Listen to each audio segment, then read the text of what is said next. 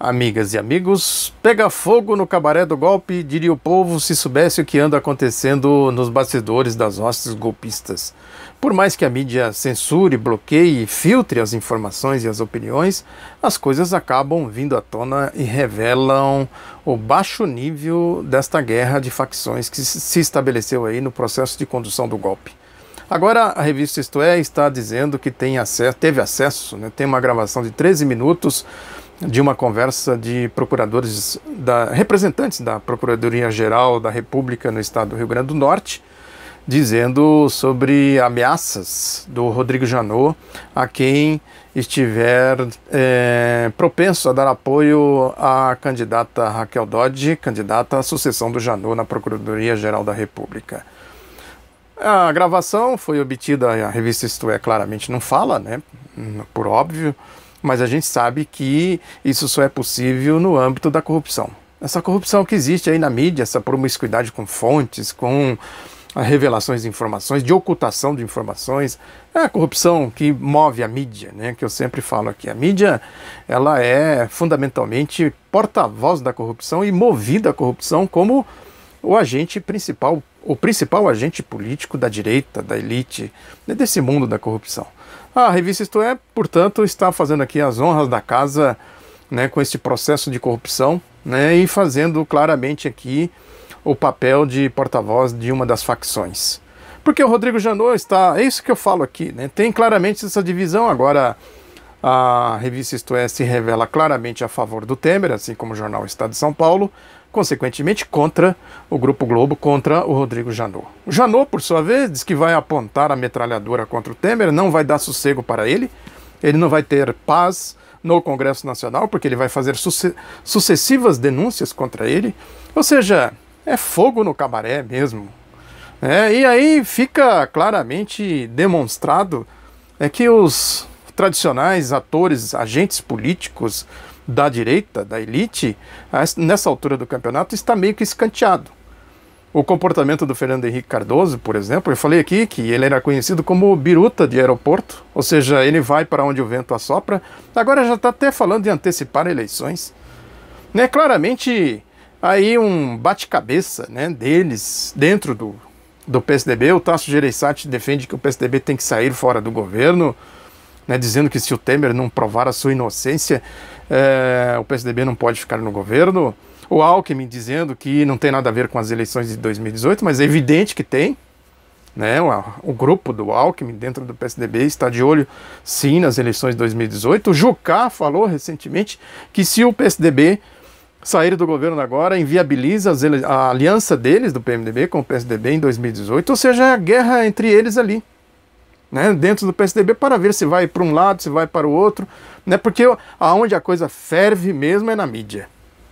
Aí o agente principal do golpe é a mídia, e a mídia se dividiu, representando, como eu falei aqui, outros interesses. Ela não fala por si só, ela representa interesses das facções do golpe.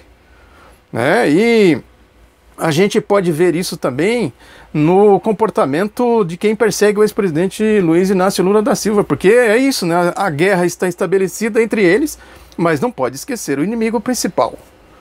O jornal Estado de São Paulo hoje, por exemplo, faz mais um editorial insultoso contra o ex-presidente Lula, de baixo calão, chamando ele de oportunista, de malandro e coisas do tipo. Esse linguajar, vejam que esse linguajar dos cachorros loucos, dos bolsonaristas, aí desses esgotinhos, esses nichos de corrupção, esse linguajar vai saindo dali e vai chegando nos editoriais.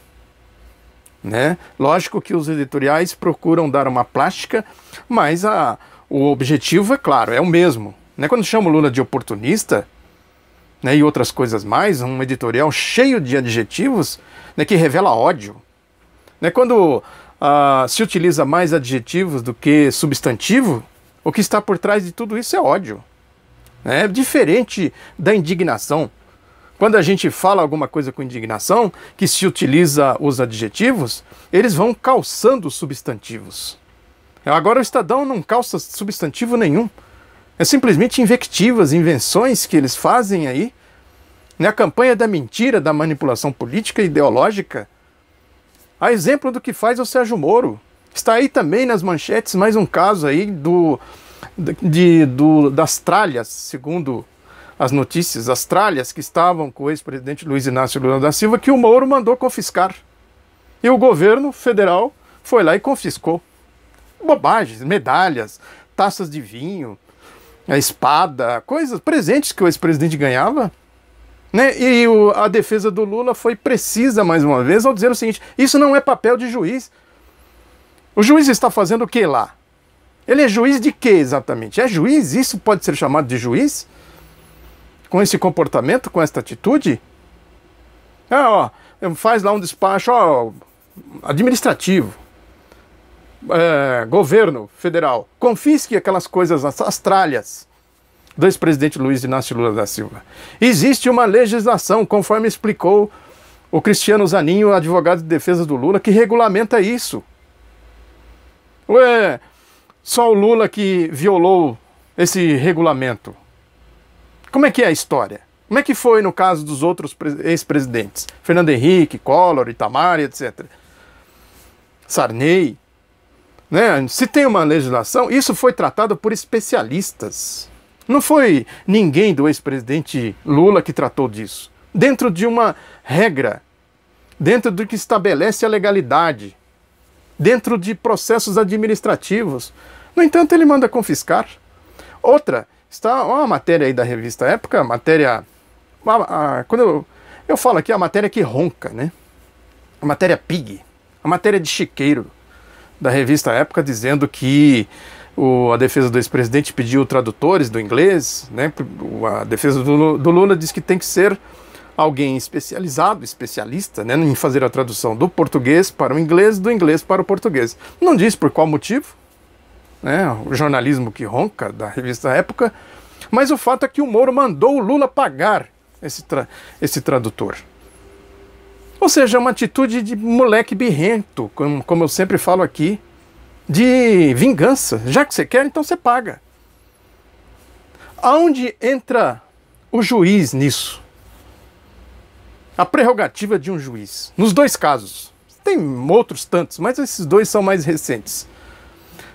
Fica claramente demonstrado aí que se trata disso, né? As facções se pegam, né? Tanto é que no caso da Miriam Leitão, que eu comentei aqui recentemente, esse caso rumoroso dela, que diz que foi hostilizada, agredida por petistas, né? Quem saiu em defesa dela lá no Congresso Nacional?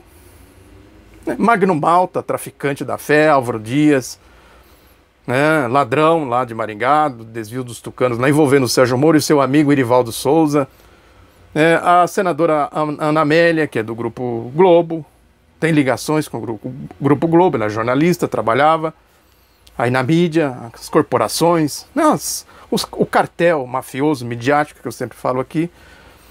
Portanto, são dois movimentos claros. As facções, né, se pegando e sem esquecer o alvo principal, que é o ex-presidente Lula. Não se trata aqui de dizer que o Lula vai ser candidato em 2018. Eu acho isso um erro até falar nisso agora. Se trata de fazer a luta contra o golpe. A pregação, o discurso tem que ser contra o golpe, para derrotar o golpe.